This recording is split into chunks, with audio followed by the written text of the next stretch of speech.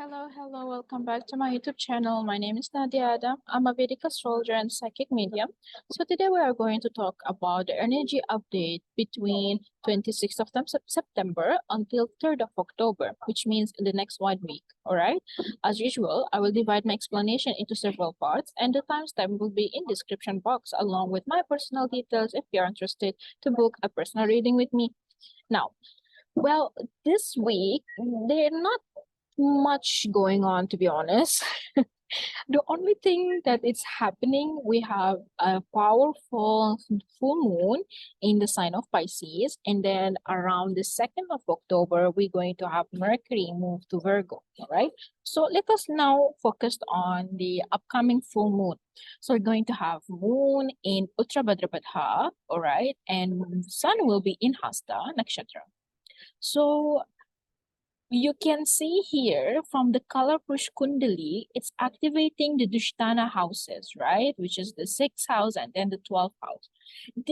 Can be a bit critical and uneasy placement to have, unless that you have actually a very strong placement of Pisces and Virgo in your chart, all right? Obviously, not everyone or not all of us going to feel the full moon, but you might sense, at least to some extent, some sort of mental and emotional disturbance, just due to the fact that sun actually is under nakshatra of moon, and then moon is under nakshatra of Saturn. All right. So technically, you will say that moon here will have an upper power when it comes to the full moon. All right. The actual manifestation of the full moon will relate it more to the Pisces energy, whereas the Pisces in your chart. All right. Observe that Pisces in upcoming few days or during the next week. I mean, it will get activated heavily. All right. So back to the basic here. So what is Uttarabhadrapada? So Uttarabhadrapada is the deepest part of Pisces. Actually, if you notice, Pisces is already the ending of things, right? Which is the deepest of every sign. Pisces actually is the sign that mastered everything in life. That's why it's reside as the last thing which connect us to the higher realm, to God, to spirituality, all right? As we are ending our cycle, we are ending our life. Now, we get deeper into it. We will talk about now about the Uttarabhadrapada itself.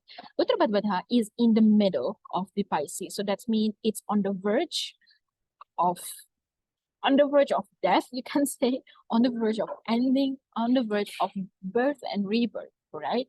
If you can say that what is the actual manifestation or the nakshatra that has a same or similar energy of Scorpio could be is Uttarabhadrapada, all right? It's almost the same thing. That's mean in the upcoming full moon, we might witness some sort of transformation and change in whatever that Pisces house is situated in your chart. All right. It can be in different ways. It can be realizing something. It can be starting new things, right? It's not necessary to be always bad. It can be starting new things, some realization, or at least some enlightenment that, oh, okay, now I know what I'm supposed to do, what I'm not supposed to do, right? And because it's the nakshatra of Saturn, and Saturn is actually retrograding in the 11th house, it may has to do with our future desire or wishes as an overall. Okay, Saturn here will somehow structure us more to get more tangible or to get more tangible, more serious about our life. All right, it's like Saturn in current full moon is asking us like, are you really want this? Are you really aiming to achieve that? Are you sure what you are doing is the right thing? You know what I'm saying? Or let's say, for example, because it's in a Pisces, that's mean cutting and ending things. That's mean maybe Saturn here. Are you sure this is the foundation that you want to build your life with? This is all gonna be more as in the emotional level, not necessary to be an actual manifestation. Because again, I believe Saturn retrograde will impact us mentally and emotionally more than an actual physical manifestation that we don't have a control out of it. No, we will have a control out of Saturn, by the way. But according to my own experience, my own opinion, okay, you have some sort of control towards Saturn, but it will impact you and nudge you more in your mindset or your emotional state, where it push you obviously to do certain things. But again, you will have that free will, whether you want to do it or you don't want to do it. All right. So this is as overall as the full moon energy. This is quite intense. It's not like an easy one. Most of us, I would say, we will feel some sort of mental and emotional turbulence during this period, especially if you have a quite heavy water placement in your chart. All right.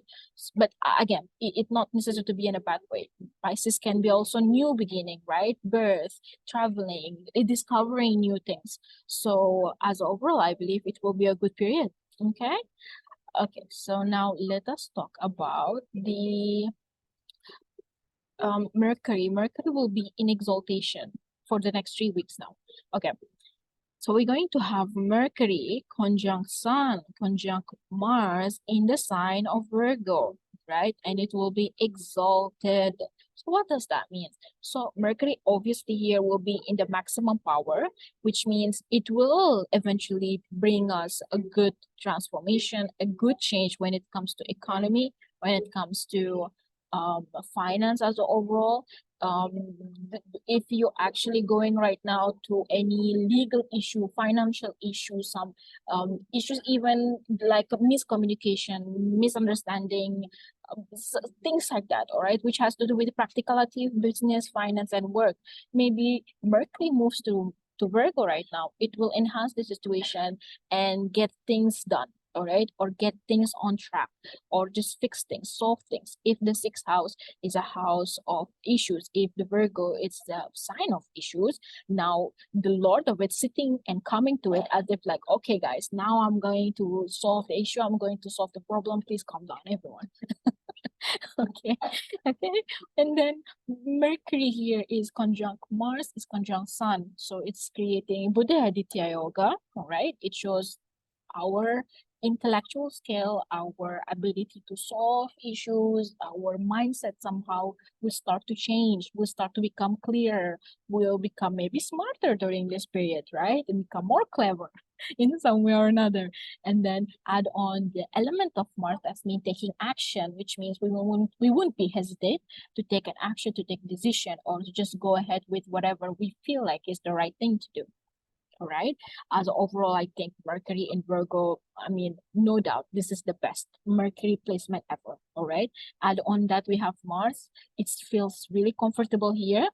Um, so I think people who have Virgo placement, like that's quite strong Virgo placement, can be a good period for them. All right.